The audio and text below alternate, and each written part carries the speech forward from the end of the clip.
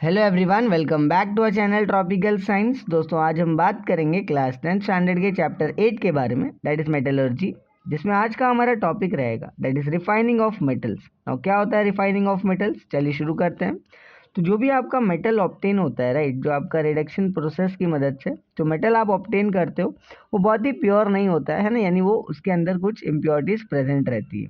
और इसी इम्प्योरिटीज़ को है ना प्रॉपर तरीके से सेपरेट करने के लिए यानी रिमूव करने के लिए आपको इलेक्ट्रोलाइसिस, ये आपका एक मेथड होता है ना, जिसे परफॉर्म करना होता है। और इलेक्ट्रोलाइसिस करने के बाद ही आपका जो मेटल है ना, वो प्योर फॉर्म में आपको ऑब्टेन हो सकता है। यानी इसका मतलब उसके अंदर की सारी इम्प्योरिटीज आप क्या कर सकते हो, रिमूव कर सकते हो। आ रही बात समझना, बहुत बढ़िया। तो ये होता है आपका रिफाइनिंग ऑफ मेटल। आगे बढ़ जाते हैं। ना आगे आपको दे रखा है that is corrosion of metal. ना करोजन ऑफ मेटल क्या होता है ये सब आप जानते हो, राइट।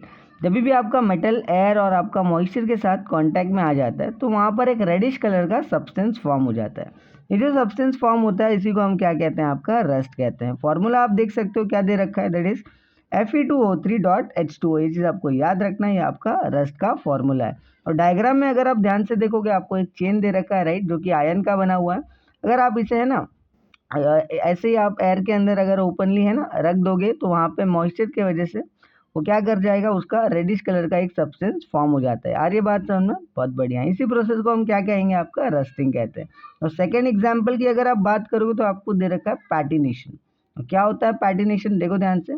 आप सबको पता है कि जो आपका कार्बन डाइऑक्साइड गैस होता है, राइट, जब ये कॉपर वेसल के साथ, कॉपर के वेसल के साथ है ना अगर रिएक्ट कर लेता है, राइट, तो आपका यहाँ पे क्या होता है, एक कॉपर कार्बोनेट सब्सटेंस एक आपका फॉर्म हो जाता है, जिसका फॉर्मूला क्या दे रखा है, दैट इज CuCO3। ये चीज़ आपको याद रखना है। जिसके वजह से आपका जो कॉपर है अपना लस्टर को लूज कर देता है, यानी उसका जो शाइननेस है, जो चमक है, राइट, वो क्या हो जाता है, आपका धीरे धीरे लूज हो जाता है। ये चीज़ आपको याद रखना है। और वो जो आपका सब्सटेंस है वो किस में कन्वर्ट हो जाता है, आपका ग्रीनिश कलर का सब्सटेंस में है ना कन्वर्ट हो जाता है। एग्जाम्पल आपको दे रखा है, आपको पता है स्टैचू ऑफ लिबर्टी, राइट, उसका जो कलर हो चुका है, क्या हो चुका है, ग्रेनिश हो चुका है। आपको ये याद रखना है, राइट, बहुत बढ़िया। यानी यहाँ पे क्या हो चुका है, पैटिनेशन हो चुका है। आगे बढ़ जाते हैं ना।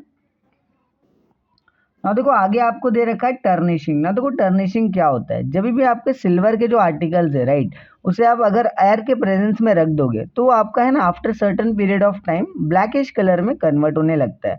ऐसा इसलिए होता है क्योंकि यहाँ पे आपका है ना एक सिल्वर सल्फाइड नाम का सब्सटेंस फॉर्म हो जाता है, राइट, जो आपका इसका फॉर्मूला क्या दे रखा है, Ag2S होता है। ठीक है, ये चीज़ आपको याद रखना है। I hope you get this. Now ये जो आपका वो सब्सटेंस फॉर्म होता है, ये फॉर्म होता है by the reaction between silver है ना, यानी आपका सिल्वर जो है ये रिएक्ट करेगा किसके साथ, हाइड्रोजन सल्फाइड के साथ, और आपका है ना फाइनली आपका प्रोडक्ट क्या बनेगा, सिल्वर सल्फाइड बन जाता है, जिसकी वजह से आपका जो सिल्वर के आर्टिकल्स है ब्लैकिश कलर में कन्वर्ट होने लगते हैं। आई होप ये आपको समझ में आ गया। नाउ नेक्स्ट आपको दे रखा है दैट इज पिटिंग। नाउ देखो पिटिंग में क्या होता है, जब भी आपका एल्यूमिनियम के जो आर्टिकल्स होते हैं ना, अगर उनका ऑक्सीडेशन हो जा रहा है ना, जिसकी वजह से आपका एक थिन लेयर फॉर्म होता है एल्यूमिनियम ऑक्साइड का, है ना। और ये जो एल्यूमिनियम ऑक्साइड होता है ये यूजुअली आपका वाइटिश या फिर ग्रेइश कलर का होता है। ठीक है, इसी प्रोसेस को आप क्या बोलते हो, पिटिंग बोलते हो। तो आई होप आपको समझ में आ गया। So that's it from corrosion of metal. ठीक है, मिलते हैं नेक्स्ट वीडियो में, तब तक के लिए थैंक यू।